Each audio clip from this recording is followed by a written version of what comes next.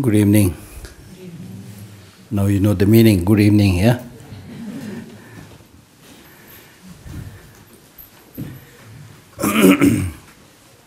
So the topic we are discussing this time is art of meditation. But in order to meditate, you should have something to meditate. If there is nothing to meditate, nothing to get habituated, then probably it's not called meditation. I think you can keep the door a little bit open for the time being. Little bit.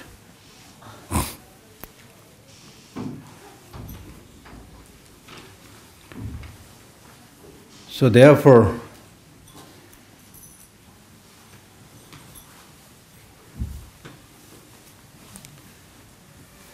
there are processes of practice. There are stages of practice. So the stages of practice are hearing, thinking, meditation. So we are talking about the third level, meditation. But before that you have to engage in hearing, thinking, Thöpa, Samba, Gomba. Hearing, thinking, meditation. So meditation is important, but if you have no knowledge of Dharma, you have not heard the teaching, and you have not contemplated on the meaning of the teaching, then there is nothing to meditate. So therefore, first of all, it's important to hear the teaching. Hear the teaching means attending the teachings of teachers or reading texts. But listening to a teacher, proper teacher, qualified teacher is more important because he has the experience. If you read it, if you are very clever and very hardworking, you will get some idea. But otherwise it may be difficult to get the precise meaning.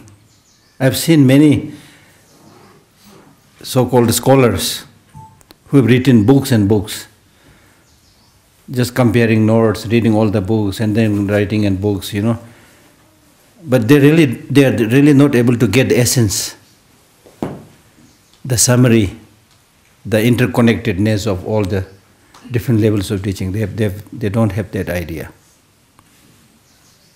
I'm not pinpointing to any particular scholar, but I've met so-called many scholars.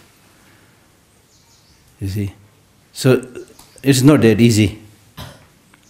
It's not easy, because reading many books and writing a travelogue is one thing, but you yourself having traveled and then writing a book on how to travel is a different thing, totally different thing. So therefore, when it comes to making the spiritual journey, you have to yourself make the spiritual journey. No other person can do that for you. In the case of a construction of house, you can construct one floor, then if you are busy, then you request your friend, please, I'm very busy, can you please look after the construction of the second floor? He'll say yes. By the time you come back, it will be done, the second floor is done. But in the case of spiritual construction, you cannot say, I've been meditating on compassion for the last 2 months or 3 years, now I am very busy, please continue for me. It's really like saying that I've been eating for the last 2 months, now I'm very busy, I can't eat, so please, I'm very busy, eat for me. So meditation also is like that. It's something that you need to do right away. Don't think that it's very complicated, it needs a lot of information, so I will do it after like 3-4 years when I get a lot of information, things like that. No, it's not like that. Don't make meditation too complicated. Meditation is not a religion. Although it is taught in all the different religious traditions, but meditation itself is, that's why I have written this title, Art of Meditation. This is an art of how you should use your mind in the most beneficial, profitable way. And as I briefly discussed yesterday, that you are controlled by your mind. Nobody can deny that. You are controlled by your mind.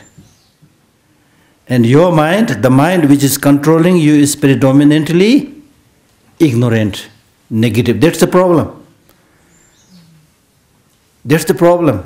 And because of that, despite you are wanting so many things, you are not able to get it. Because you are going in the wrong direction. For example, if the gold is available on this direction of the mountain, if you go this direction and search and excavate the mountain, you are not going to get any gold because gold is not here. So unfortunately, many of the so-called process of study and education that we do in the world today are not very beneficial, honestly speaking. They may be useful to get some money, because people do all kind of things. But as far as this question of getting that long-lasting peace and happiness is concerned, the only way is to understand your mind, understand your monkey mind, and control it. Control not in the sense of, being very harsh and strict on your mind, but control in the sense of not letting it become wild and move towards the wrong negative emotions. So there's a lot of room for meditation here, just here.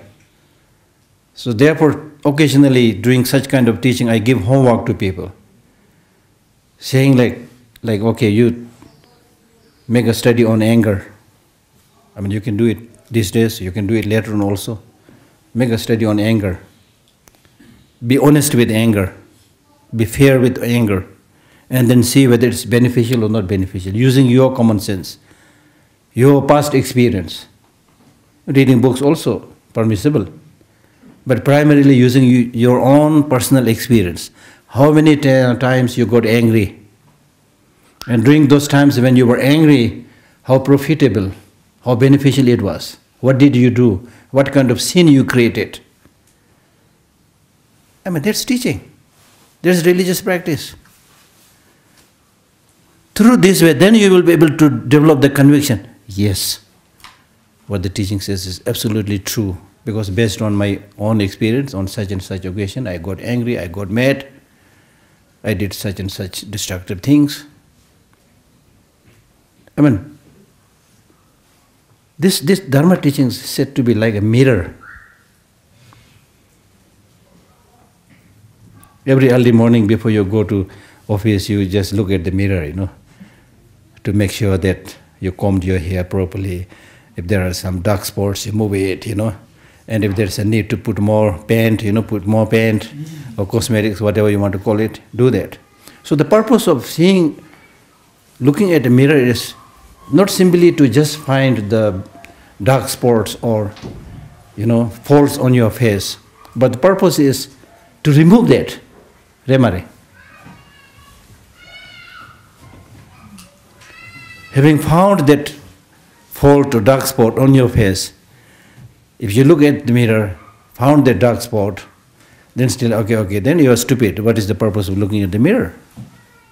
So having found that blemishes, here is a blemish, I must remove it, So similarly, these teachings are mirror in which it should be able to reflect your good points as well as bad points. Rangi chopang ngembe su chuji melung yong tenis. Rangi chopang ngembe sukdi chugi melung nal tena thongres. For example, when you read a thing like compassion, it's a mind wishing that all sentient beings be without suffering. Beautiful, this is good, compassion is really good. It is there in the text, the definitions are there, divisions are there. But that's not important to memorize, compassion, there are 3 types of compassion, this is the definition. Okay, it's good, you memorize them, you learn them. But that is far from enough. But after having done that, then you need to see, this is wonderful, this compassion is wonderful, but do I have that? That's the point. Do I have that?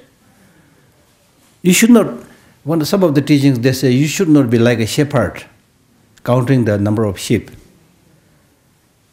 There is a story of somebody who was a shepherd and servant of somebody, obviously, a rich man. So every morning and evening he used to count that hundreds of sheep, to send them up on the mountain for grazing, and then evening to make sure that all the sheep returned. He used to count it. And then somebody came and said, "You must be a very rich man. You have all this great number of sheep." Then he said, No, I don't have even a single one. This belongs to my master, the rich man. So if you simply just memorize things, count, and when you have nothing, then you are like that shepherd. We are all like that, honestly speaking, because it's difficult to get habituated with these practices. We don't make enough effort. We want push button enlightenment, especially in today's world. Push the button, light. Push the button, enlightenment. Push the button, nirvana. And in fact, some people are running courses in New York and other places saying 1 week for enlightenment. Impossible. Impossible, because these negative emotions that we have within us are so deeply entrenched, so deeply ingrained. It's difficult to uproot it like that, you see. So therefore you really need to introspect. Look at yourself. What is your state of mind? What did you feel when you develop any of these negative emotions? We all develop all kinds of negative emotions because we need to, react with all these interesting people. So what was the benefit when you develop these negative emotions? Likewise, when you practice patience or other positive emotions, what was the benefit? So you need to sit down and reflect based on your past experience. That's the most convincing way. Now nobody is simply telling you to do something, but you are being asked to be an honest judge of what you had already experienced in your life. So if you don't learn from the life's lessons, it will be very difficult to make an improvement just by reading books. You'll be able to pass the time, yes. I have that experience. I passed the time. I've studied for many years, still studying. So it's good for passing the time. But for real improvement, you need to at least make some effort and attempt to change it. So the best way is to relate to your life's experience. For example, anger. Now this you should do, okay? You should do. How many times you got angry? At that time, what did you do? Write a story. Write an article. What did you do? It will be really wonderful, amazing. As I said, be honest with anger. If there are many advantages, some people say anger is needed. So that's why I'm saying be honest with anger. If there are a lot of advantages, write that also. Anger is important. To fight with your enemy, whatever, you can put those reasons also. And then see, then compare the two, advantages and disadvantages. Then you will find that it's absolutely, at the end of the day, it is useless. When we get angry, we become mad. We become mad.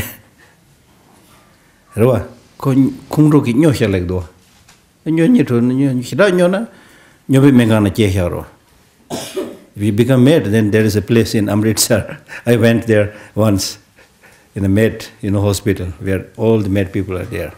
Some people because they failed in the exam. Some people they had lack of harmony with the family members. Hundreds of mad people shouting, throwing water on themselves. So we become like that. We become exactly like that. And we occasionally use the word insanity.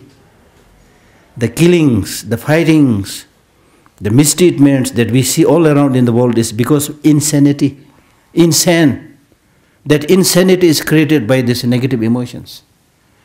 When you are insane, when you are totally controlled by negative emotions, forget about doing harm about other people. You kill yourself, you commit suicide. You can go to that extent, you see, out of stupidity, short-sightedness, upsurge of negative emotions. You get so addicted to the dictates of these negative emotions. You become totally addicted, you become totally crazy, insane. You have no idea what you are doing, you see. So is that good for you now? As simple as that, you see.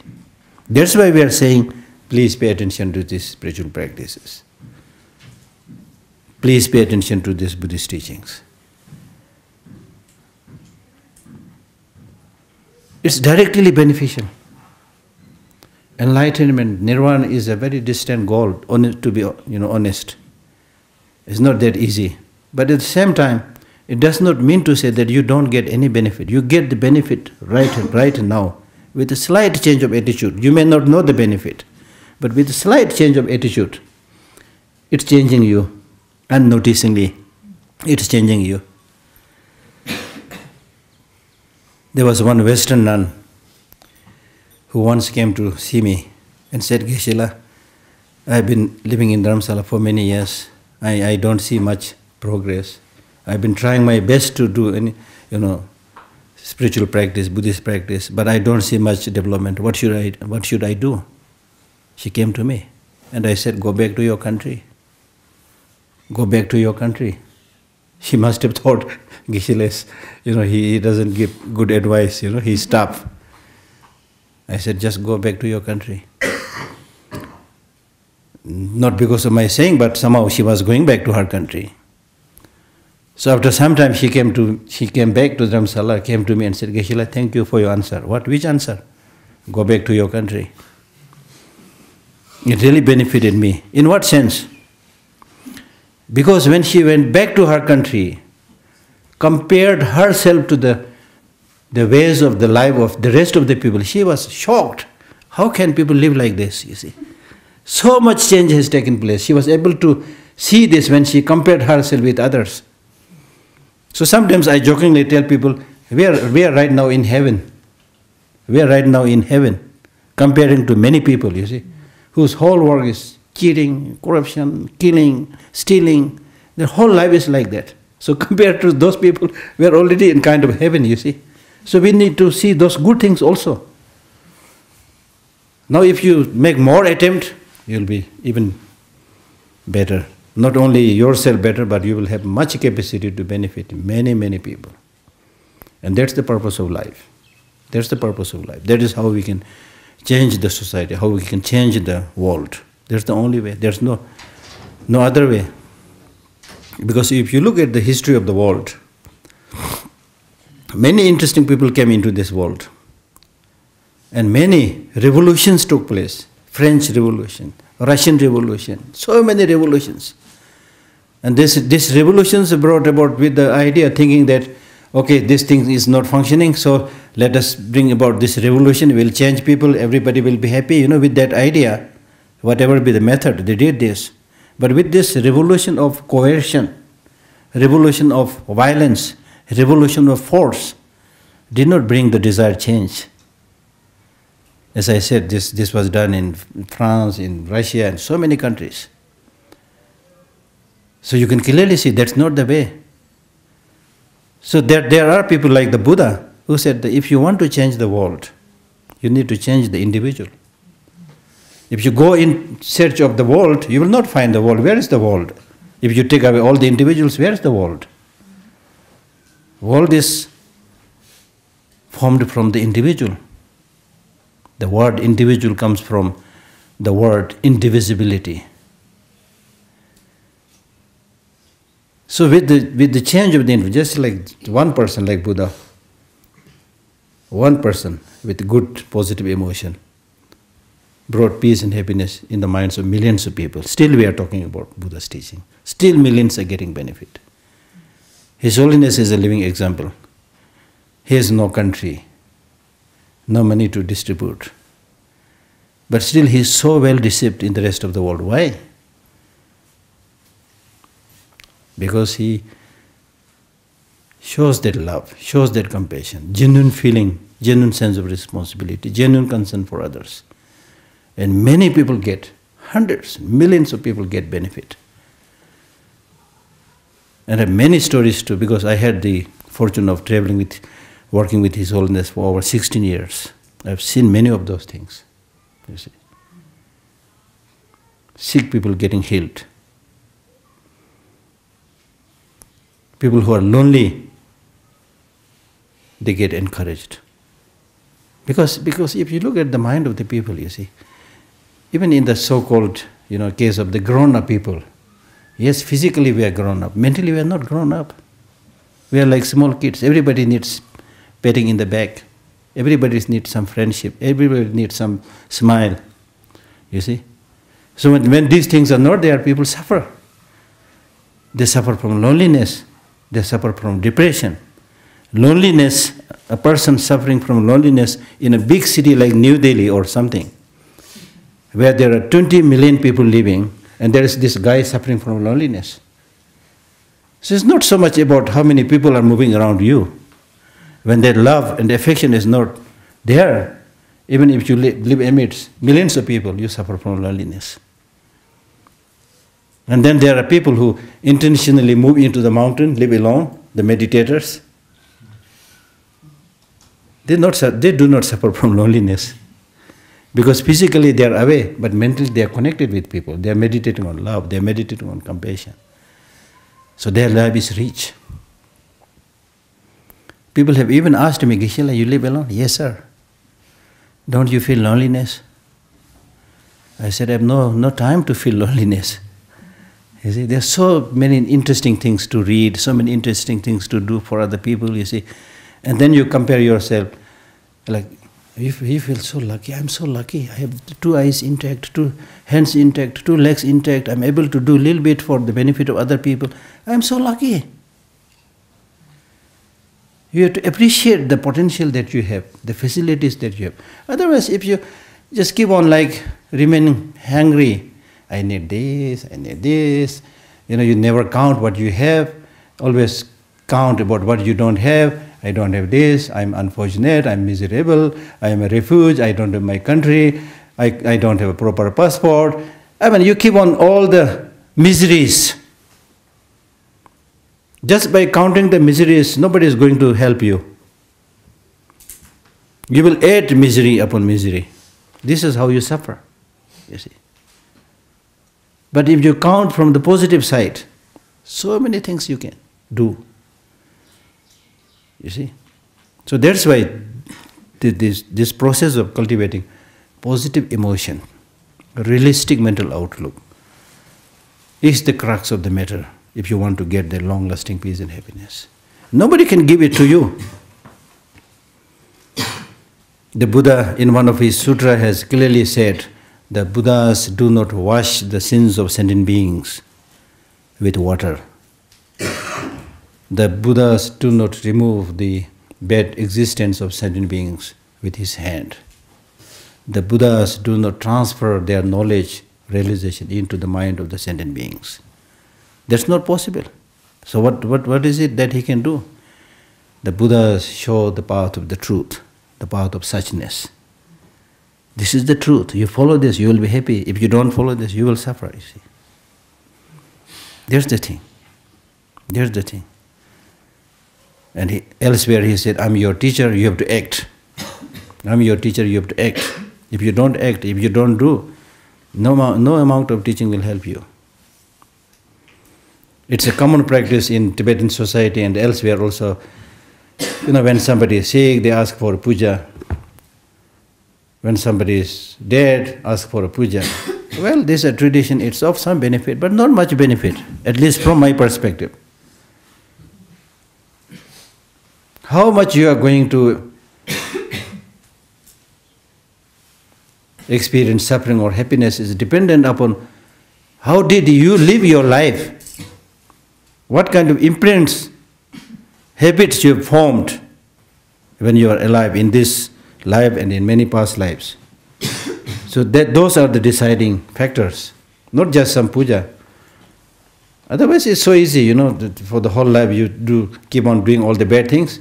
Then when you're about to die, then ask a lama to do all the puja. It's so easy. That's not possible. So you cannot cheat. You cannot cheat the law of karma. Okay?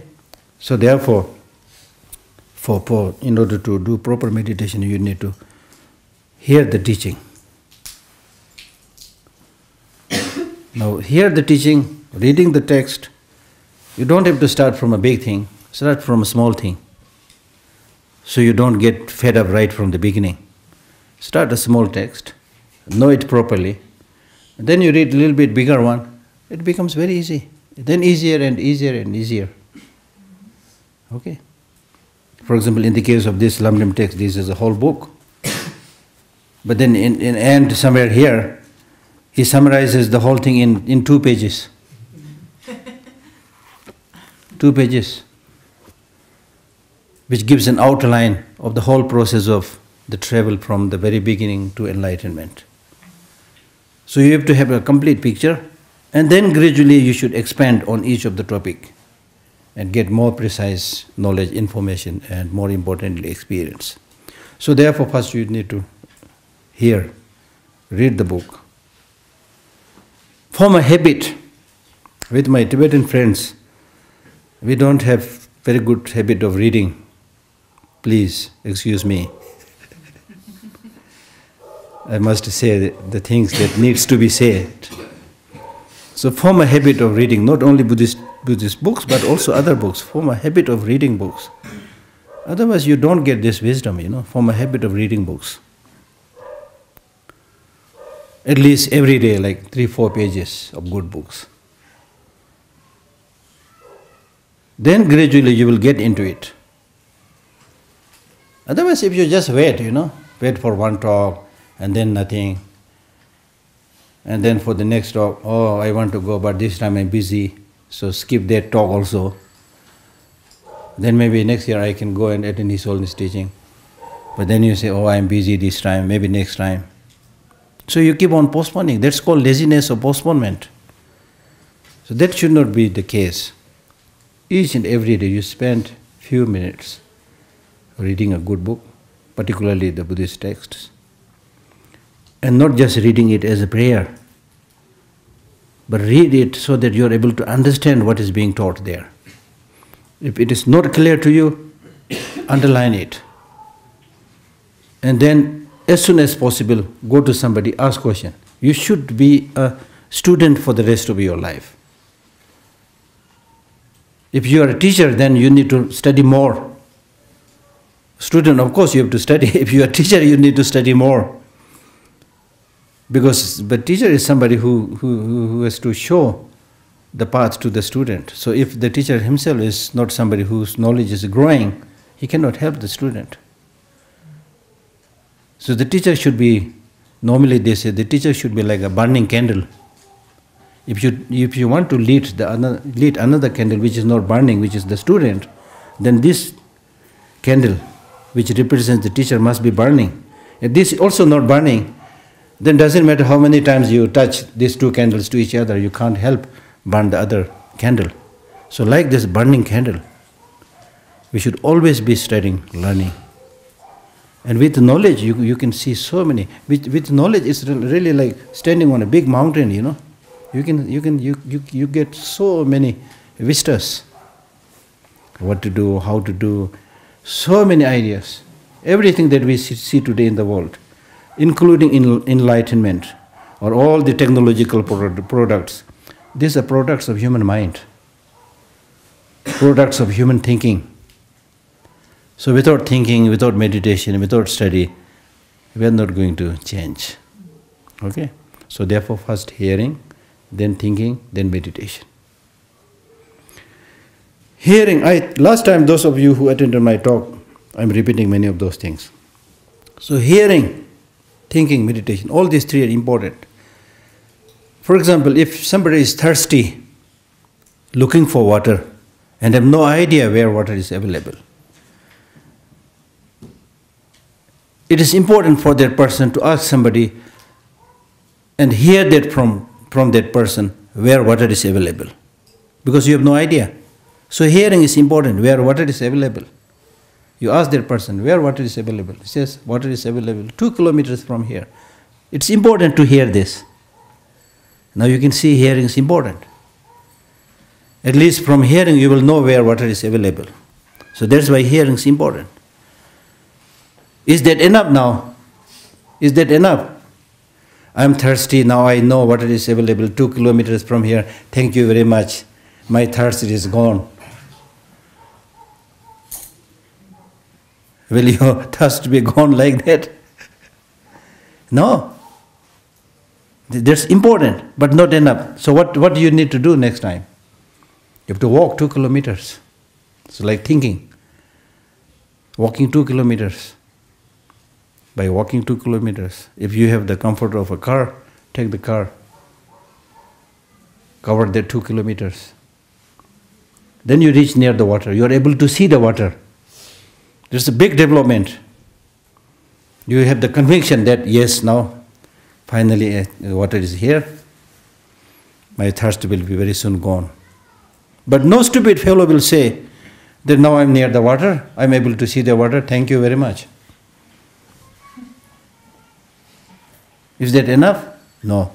So what you need to do?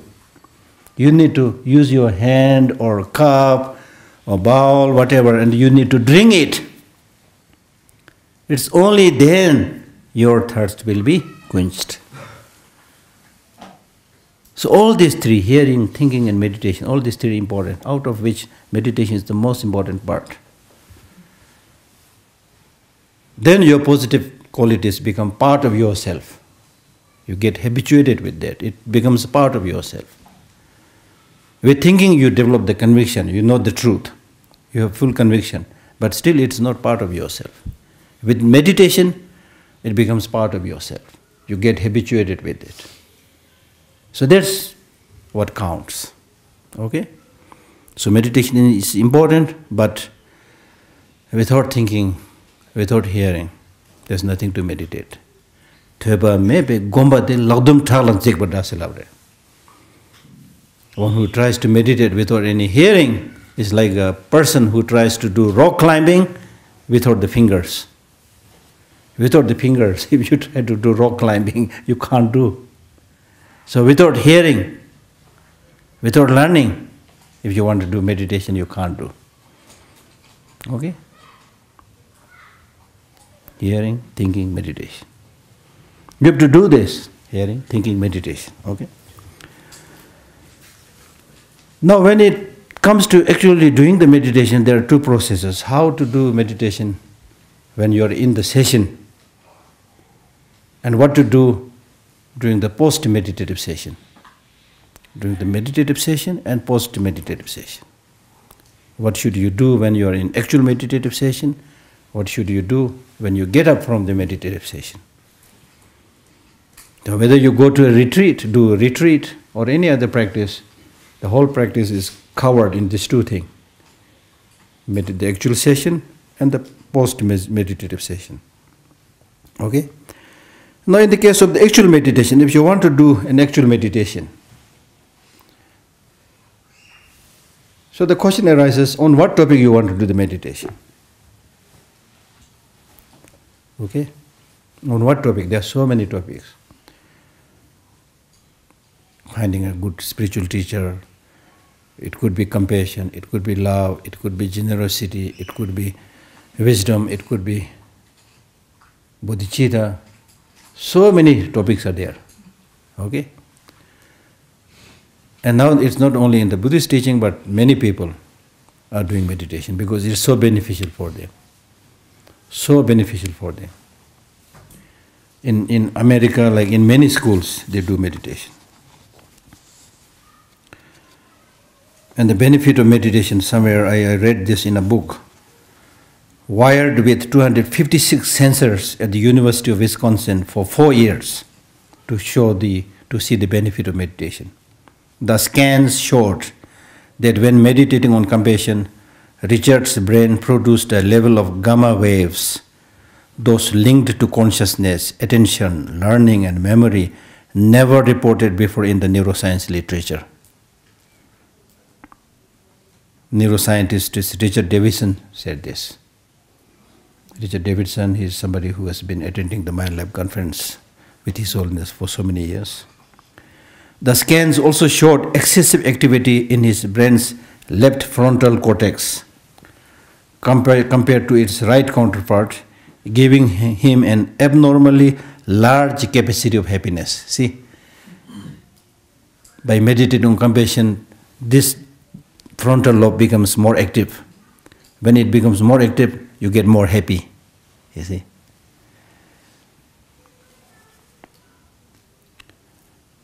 Giving him an abnormally large capacity for happiness and a reduced propensity towards negativity. So when you get habituated, it automatically becomes like that. We have been looking for 12 years at the effect of short and long-term mind training through meditation and found remarkable results with the long-term practitioners, and also with 3 weeks of 20 minutes a day. Even if you do this meditation properly, 20 minutes a day for 3 weeks, you can see the change.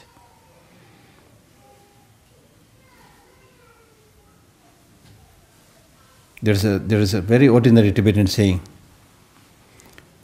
Tanyoba naki kawa isa kharchine jugdiyo.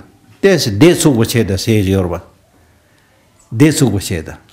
So meditation means a little bit sitting and calming yourself rather than running hither and thither like a mad monkey. In today's world, you are pulled in all different directions.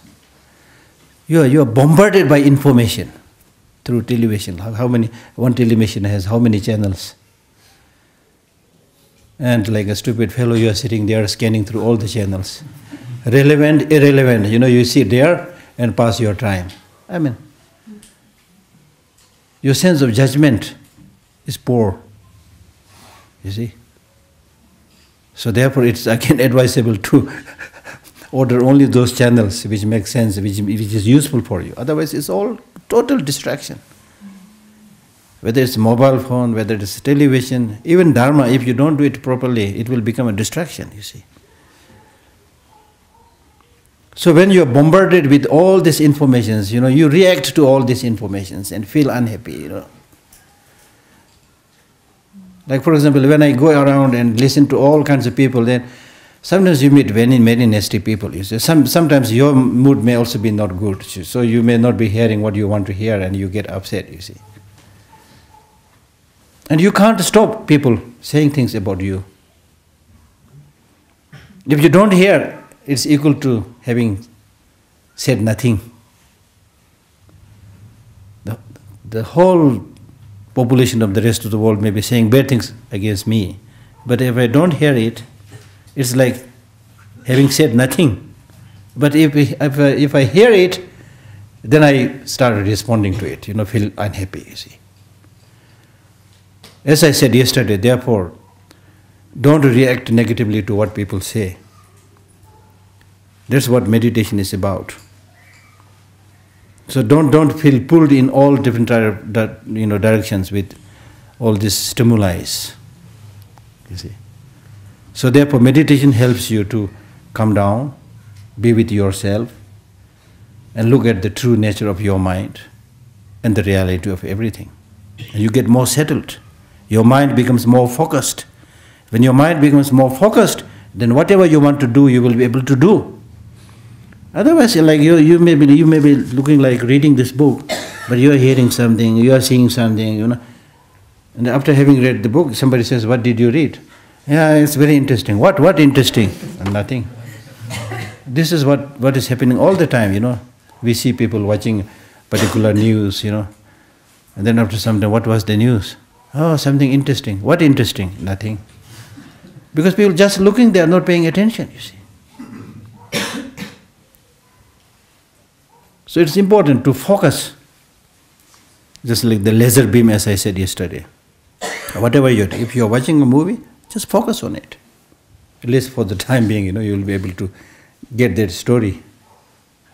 If you're watching a news, really pay attention, listen carefully. That's called meditation. That's meditation. Meditation is not like sitting in a temple and sit cross-legged, sit uptight, rigid and looking serious. As I said, meditation has nothing to do with religion, although in the religious practices, meditation is there. Meditation doesn't have to be a virtuous one, generally speaking. Because in the case of our meditation on negative emotions, we are already highly advanced meditators. Be it analytical meditation or single-pointed meditation, our meditation on the negative points is, we are expert. Like for example, in the case of analytical meditation, if you have somebody who you see him as your enemy, then you're doing that thorough analytical meditation.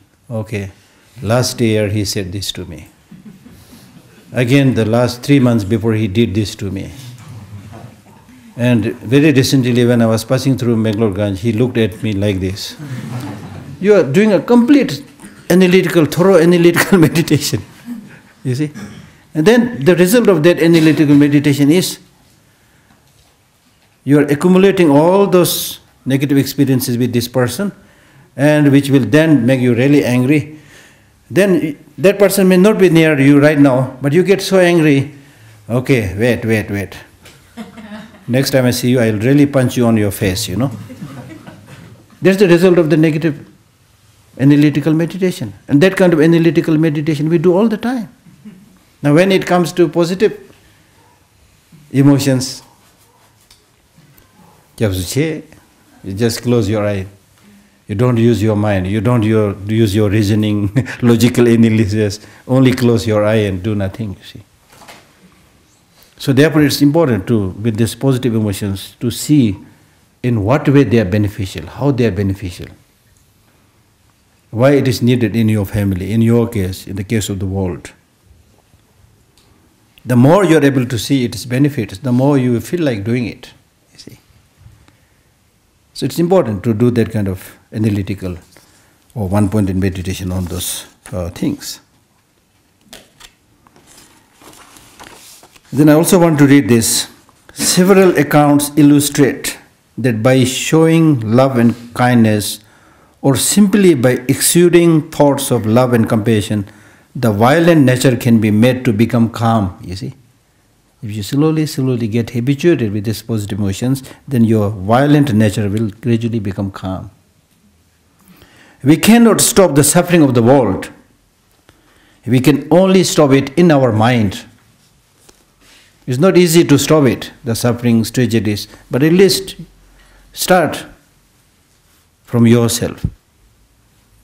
Start reducing those violent thoughts in your mind, because we know our minds and we generate anger, hatred and jealousy in our mind. It comes in our mind. It is in our mind. And the problem with what is there in your mind is, because we have this very strange attitude that whatever is there with yourself, you tend to glorify it. Whatever is yours, you tend to think, it should be good because it is me, it belongs to me. When he gets angry, oh, very bad. It's a very bad person, he's getting angry. But when I get angry, there's a reason for me to get angry, you see. You try to justify it, you see. That's the problem. So all these negative emotions, attachment, anger, jealousy, hatred, this countless negative emotional forces are there in your mind, but you always welcome them. When you are getting angry, say, anger, come please. My door of my mind is open 24 hours. Come anytime you like. Hatred, come, okay. Because it's my hatred, my anger, my jealousy, come. You see, that's the problem, you see.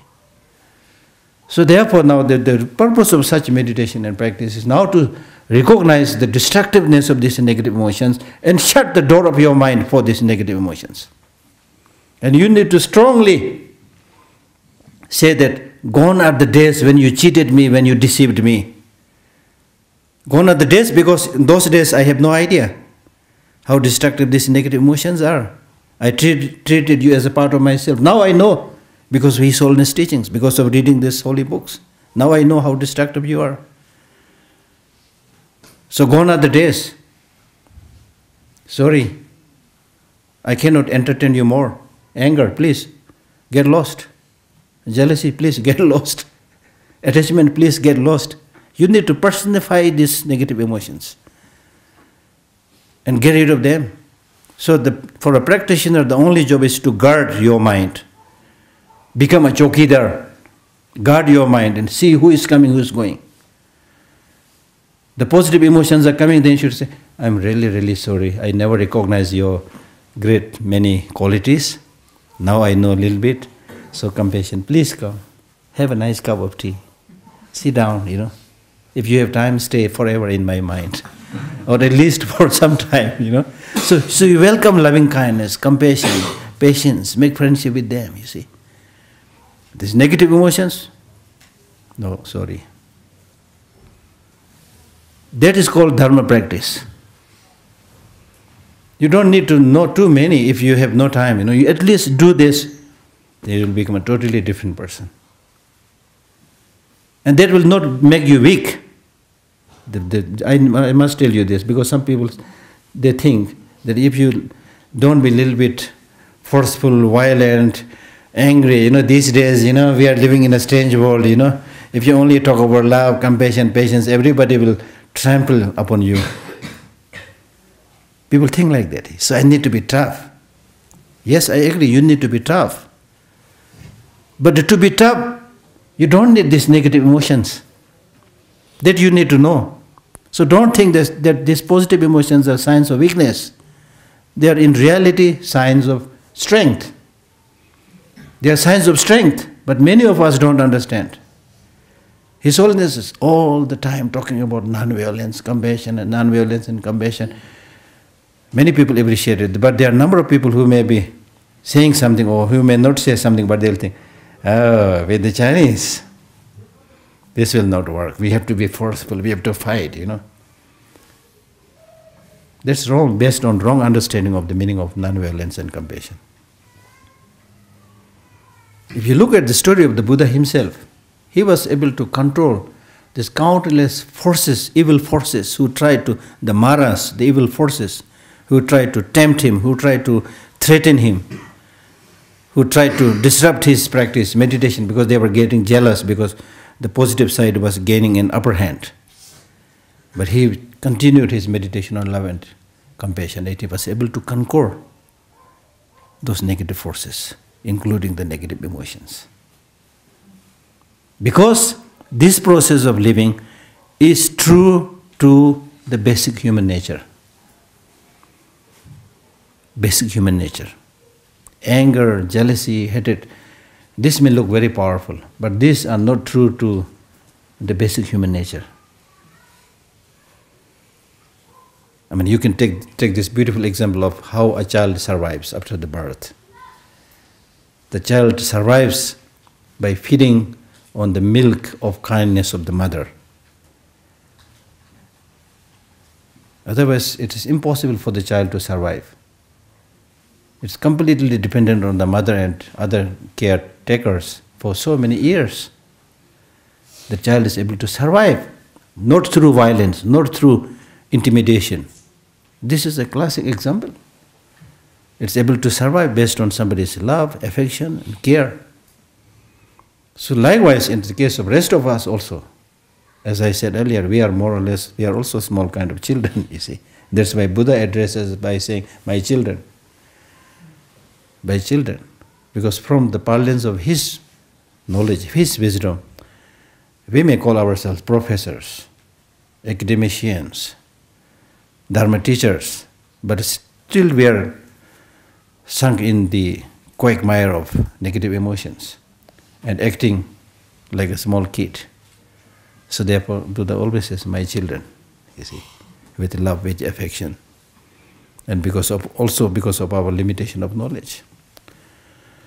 So therefore, it is important to understand how this kind of process of thinking is so crucial, so important for us. So these positive emotions are our strength, not weakness.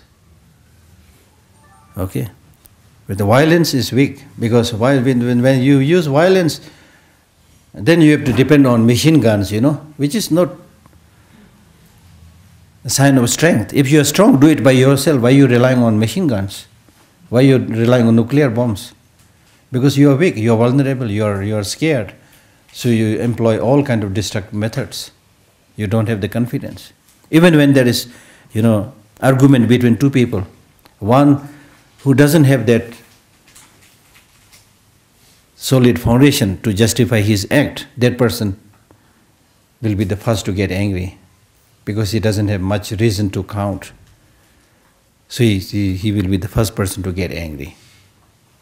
One who has a lot of reason, one who is just, one who is honest, doesn't get angry quickly because calm down. You say, look, this is what you have done, this is what you have done, this is what it happened. He has everything to say to prove the truth of his way of acting, you see. Okay? Western scientists have found that 80% of our illness, this is interesting now, listen carefully with your ears raised. Western scientists have found that 80% of our illness, such as rash, diabetes, backache, and heart attacks, are due largely to defilements caused in the mind. Because when your mind is upset, you get angry, your mind is upset, you get headache. We all know this. You get backache, immediately. The mind is a very powerful thing. When the mind makes a move, it influences the whole psychophysical system. It moves the energy. And it's the energy that makes our body work. You see? When you get angry, you are unable to breathe. He said this to me before also, and today also. When you are unable to breathe, you see? You are suffocating yourself. You can see all this very clearly. Psychiatrists have found that though there is temporary relief for these illnesses through medication, we do a lot of medication, but he says, psychiatrists have found that though there is temporary relief for these illnesses through medication, they recur, they come back, because the cause remains within our minds. If you look at the Tibetan system of medicine, it says that all kind of illnesses come from lung tiba peke, three things: the wind, flame, bile. And these three in turn comes from dosha chedantimu, attachment, anger, ignorance. See? So it goes back to the mind. So it is from this point of view that you are the one who will make your destiny or mar your destiny. Your happiness and your suffering is in your hand. As I cited last time, there is a Tibetan teacher who says, there is nobody that will catch hold of your hand and throw you into heaven. There is nobody who will catch hold of your leg and drag you into hell. Your happiness and your suffering is in your hand. Do not cheat yourself.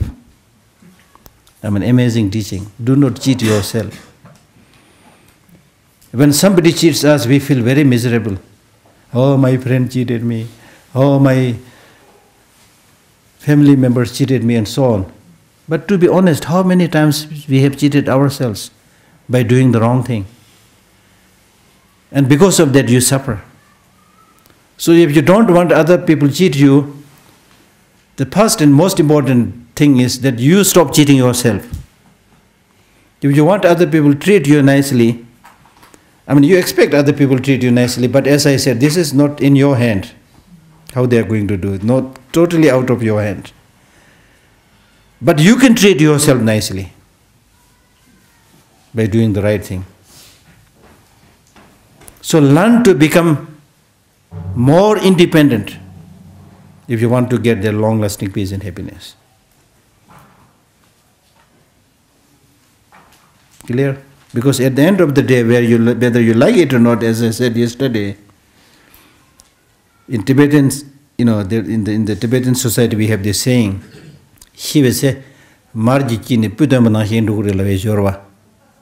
a Tibetan saying which says, at the time when you die, you will go alone just like a single straw of hair pulled from a lump of butter. If you pull this single string of hair from a lump of butter, the butter will not stick to the single hair. The single hair has to go alone. So that's the truth. That's the bitter truth when you die. Not only when you die, even when you are alive, that's the truth.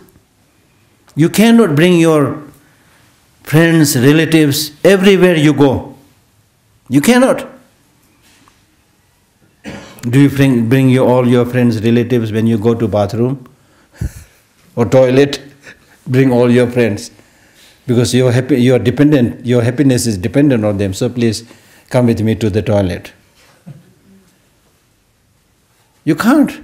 There are times, for months, for years, you have to remain separate from your relatives and friends, those who you love. So you don't have to wait until you die, even in this life. Most of the time you have to live alone, you have to take care of yourself. And particularly during difficult times, unless your mind is strong, even if you are surrounded by very good friends, they may not be able to do much. This is the bitter truth. Sometimes I compare myself with the birds and with animals. The birds, the animals, they don't have hospital. They don't have any particular religion. They don't have any elaborate funeral rites when one dies. Human beings need so many things. Hospitals, religion, so many so-called facilities. But at the end of the day, we become victim to many of these things. So it's important to look at many facets of reality. And once you understand that reality, it is possible for you in all situations and times, however the situation is turbulent, you will be able to remain.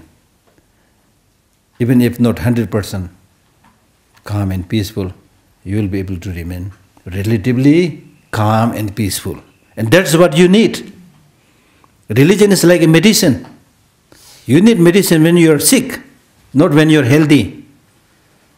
Okay, when you are healthy, there's no problem. It's good to talk about enlightenment, nirvana, and all those kind of things, big things,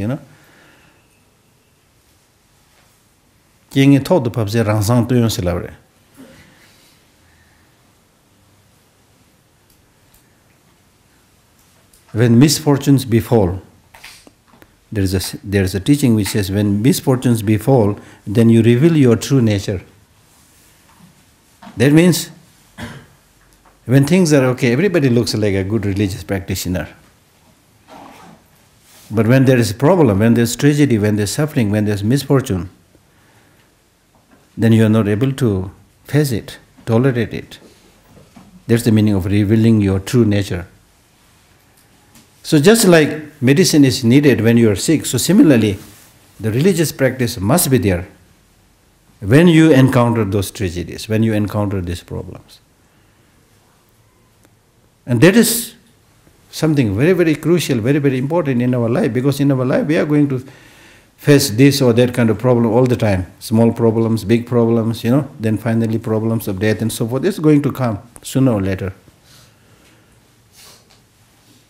So on those occasions, one thing that you really need is this proper mental attitude. And I have a number of people who did not like many years of practice, but who were devoted and who did some Buddhist practice, and later on they suffered and then died from cancer, but they were able to amazingly face the situation comparing to many other people. They are able to tolerate all these harsh treatments and still remain happy. I have a number of my own friends who are able to do that because of practice, you see. So in your life, this kind of spiritual practices are not a luxury, it is a necessity. Luxury means if you have it, wonderful. If you don't have it, still okay.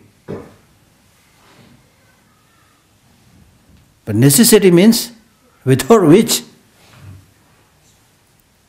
you can't really live. without loving kindness, without compassion, without sense of responsibility, without patience, you can't live. So these are basic necessities. Frequent anger and hatred produces chemical which reduces our immunity to illnesses. So the immune system is eaten up. Negative emotions eat away the immune systems. Then we easily fall prey to those different kinds of sicknesses, illnesses. When we lose our kind thoughts and develop anger and hatred, immunity falls. Our brain is hardly 2% of our body size. Comparing to the rest of the body, our brain is around 2% of our body size. But it uses 20% of our oxygen. Now look at this. It uses 20% of our oxygen.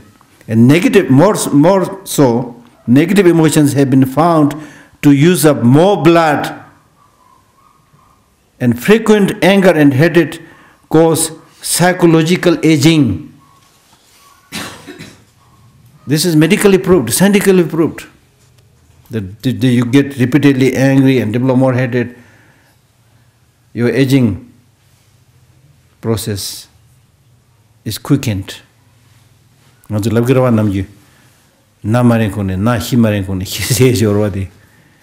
you die unnatural death. You die before it is time for you to die. You age before it is time to age and become old, you see. And we see people who frequently get angry, although relatively young, but you see the wrinkles on their forehead, you see. Things like that. These are like evident things, not just talking in the darkness. Contrarily, practice of meditation of loving kindness can work wonders. Scientists have proved that meditation for loving kindness restores chemical balance in the body, and even cholesterol levels fall. I mean, if you are calm, and why should your cholesterol rise? Why should your blood pressure rise? When you get angry, we see that. Oh, toge naso, oh, go naso, mig marocha. Your eyes become red short, you get headache, you get backache, which is a sign that your blood pressure is increasing. Okay, so let us go a little bit to the text. Oh, it's nearly gone. Time is gone. Time is gone. You have one question? One burning question? Anybody has a burning question? Burning question. Do you count sadness or boring as a negative emotion also? Like what more negative emotion besides? Negative emotion, the definition, you should see whether it's a negative emotion or not. The definition of negative emotion is a mind which when arises in your mind makes you perturbed, agitated, and disturbed. It could be all kinds of emotions. Yeah. But in the Buddhist psychological text, it is not counted as a negative emotion. Okay? Lasso, Tujiche, thank you. Good night.